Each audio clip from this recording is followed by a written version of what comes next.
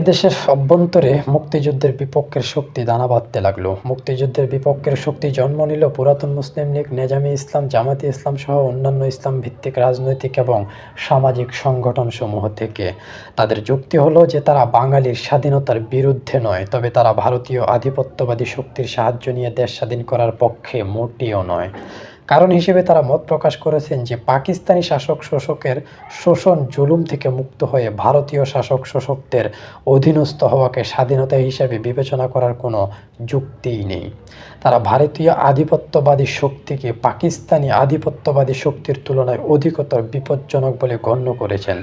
তাদের মতে ব্রাহ্মণ্যবাদী ভারতীয় প্রতিক্রিয়াশীল গোষ্ঠী মুসলমানের বাসভূমি সৃষ্ট পাকিস্তানকে কেবল দ্বিখণ্ডিত করতেই আগ্রহী নয়, বরং দ্বিখণ্ডিত করার পরে পূর্ব অঞ্চল অর্থাৎ বাংলাদেশকে সর্বতোভাবেই গ্রাস করার হীন পরিকল্পনায়ও লিপ্ত। এমন যুক্তিকে মুক্তিযুদ্ধ চলাকালীন অবস্থায় সাধারণ দেশবাসী মনে প্রাণে মেনে না নিলেও একেবারেই অগ্রাহ্য করতে পারেনি। কারণ এ কথা অতীব সত্য যে এদেশের জনগণের মধ্যে একটা স্বাভাবিক ভারতপ্রীতি বিদ্যমান।